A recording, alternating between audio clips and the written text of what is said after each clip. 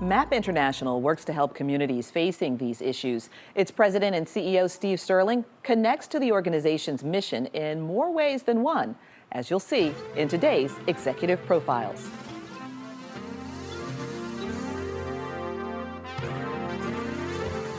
You're born in Korea. Your formative years, early years, were in an orphanage, correct? Yes, and as you saw, that I walk with crutches and braces because when I was 1, I had polio, and when I was 5, I was abandoned to an orphanage by my father, and I grew up in an orphanage for 5 years. What were those early memories in the orphanage like? Do you have any memories of those, or is it most of your memories from your American family? No, I was 10 years old when I was growing up there, and I remember literally until I had crutches and braces, I didn't have wheelchairs. Literally, I had to crawl. My sister, she and I were together, so she was sort of my leg, so she would do things for me. Right. And I recall one time when my adopted parents came to Korea to pick up another sibling that was not related to it biologically. They were passing out candy to the kids who were being left behind. And my sister, Mary Ellen, she took the candy, she ran off. And the orphanage, so my parents asked the orphanage workers, why does she run off that way? Doesn't she like us? And the orphanage worker told my parents, no, she has a handicapped brother, and she's taking them candy first. And so that touched my parents' heart so much that they said, we need to go see her brother. And that's how we ended up getting adopted. So the Stirling family brought you guys back. Yes. And where did you end up settling? From Korea to Anchorage, Alaska. Whoa. So it was such a huge difference from Korea, South Korea to Anchorage. And my parents adopted 6 kids, 4 from Korea and 2 from California, and then God bless them, 1 of their own.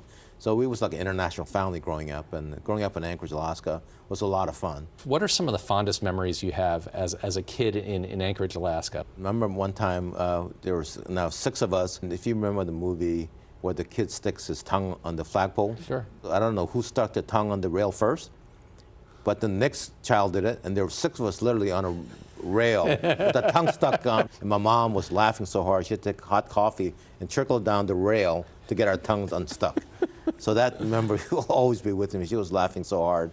Tell me about education in your life and how it led you on your path now to where you are today. Education is so important because it's the great equalizer. Had I not been afforded to go to this university, I would not be sitting here today. So I was very fortunate enough to go to Cornell, then Northwestern on a Johnson & Johnson scholarship, a J&J Leadership Scholarship for my MBA at Kellogg. Tell me about your capitalist roots and how it was taking you on that path. When I got into corporate world, I just saw the potential. And so I climbed the corporate ladder at Johnson & Johnson, Bristol Myers Squibb, and Conagra Foods. And so that was all my life, was to how do we make corporations and myself get ahead. So I went back to Korea. I was on the board of the orphanage that I was adopted through. So this was in 2000. And when I went back, I met one of my childhood friends, and his name is Song, and he has severe cerebral palsy. He could barely feed himself, and he's in a wheelchair, electric wheelchair.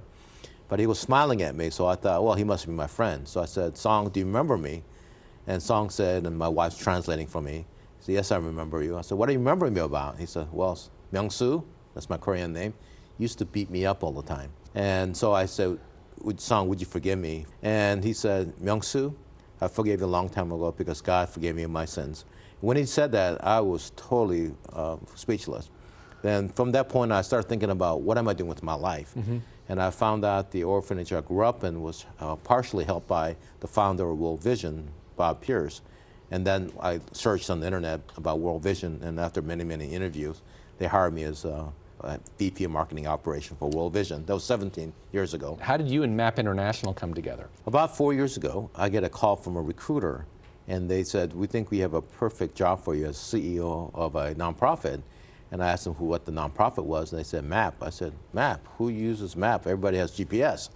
And they said, no, it's Medicines for the World. And initially I told the recruiter, no, I'm not interested. So I came home and told my wife about it, and then she said, well, you said they were a faith-based organization? I said, yes. She said, don't you think we should at least pray about it? I said, you're right. So we prayed about it, and when then I realized that God had prepared me for that role, because why did I have polio? Why did I have the pharmaceutical experience? Why did I get the business experience? And when you could prevent something by using medicine, it's so much better for the child and the family, so that's why I came to MAP. Why don't we explain to the viewers what MAP provides to people around the world? MAP is a Christian relief and disaster response organization that helps people all around the world. Every year, we help 13 million people get access to life-changing medicine. And how we do that is we get pharmaceutical companies that they have product they cannot sell because it's 1 year below the expiry date. So they give it to MAP, and then we raise money to then help provide that medicines throughout the world through our partners. And when you think about the impact of medicines, the number one killer of babies under the age of 5 is diarrhea and upper respiratory infection. That is very treatable and preventable by using antibiotics and oral rehydration solution. So you're based in Brunswick, but you have an office in Atlanta. What's the attraction to Brunswick for you? Brunswick is located equidistant from Savannah, Georgia, and Jacksonville, Florida, which have 2 deep water ports. Most of the medicines that we ship out in containers go out of Savannah or Jacksonville. Looking forward, what are the goals and objectives for MAP International? The WHO, World Health Organization, estimates there are 2 billion people around the world that do not have access to life-saving medicine. So how do we go from 13 million to 25 million to 50 million to 100 million people? And the only way we can do that is to work with people, go look outside of the box in our business model. We probably have to look at some even more into purchase medicines idea, because right now it's all donated. And while that's growing, someday there won't be enough to donate. Correct. Right. So then we have to say, what can we do to purchase medicines, maybe in the continent of Africa, where it's closer to where the need is. 99% of the medicines MAP International distributes are donated. Charity Navigator, an independent charitable organization's evaluator, awarded MAP with a 99%, practically a perfect score for efficiency. Well, according to Stirling, every dollar donated provides about $80 worth of medicines and medical supplies to people that need it. You can visit www.map.org to learn how you can help.